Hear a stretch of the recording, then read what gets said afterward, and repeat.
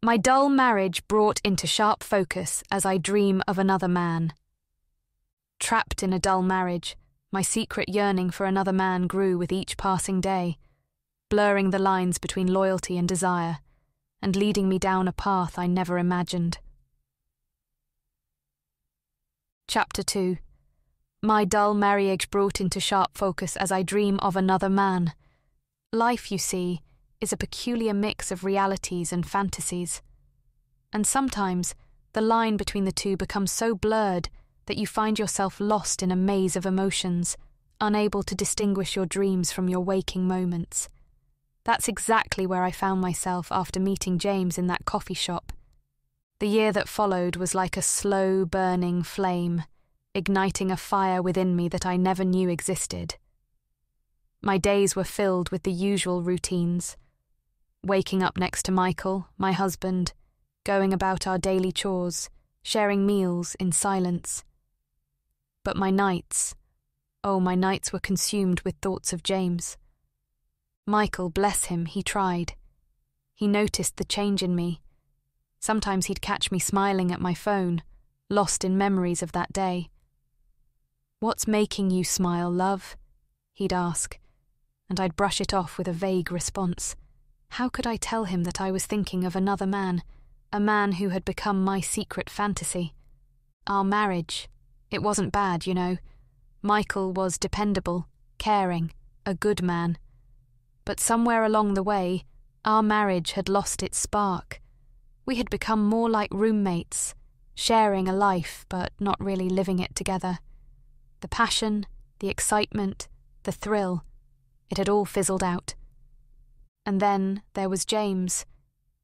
He represented everything my life lacked: adventure, passion, mystery. I'd find myself daydreaming about our conversations, his laugh, the way his eyes lit up when he talked about his travels.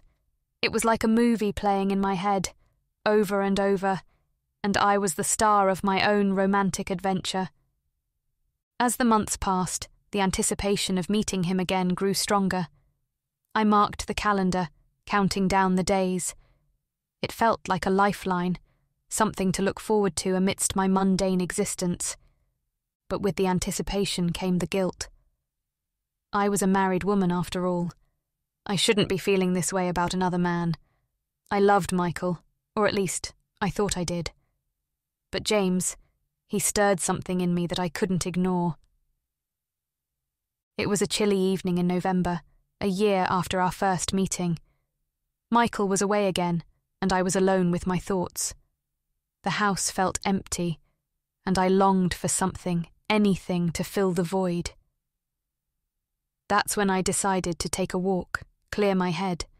As I walked through the streets, the crisp air biting at my cheeks, I replayed that day with James in my mind.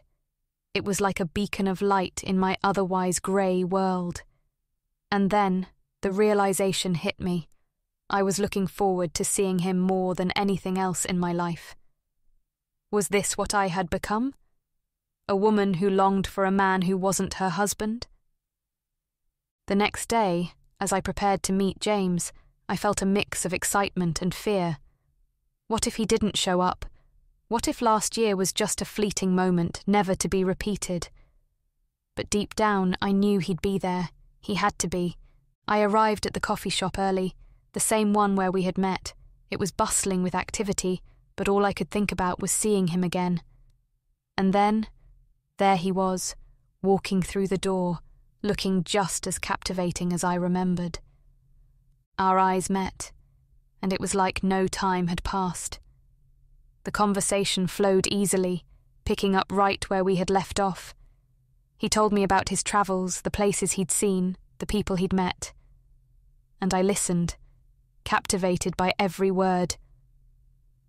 But as we talked, I couldn't shake off the feeling of guilt. Here I was, a married woman, sitting across from a man who wasn't my husband, feeling things I shouldn't be feeling. It was like living a double life, and the weight of it was starting to bear down on me. As we parted ways that day, James said something that sent shivers down my spine. "Ellie, I think about you more often than I should.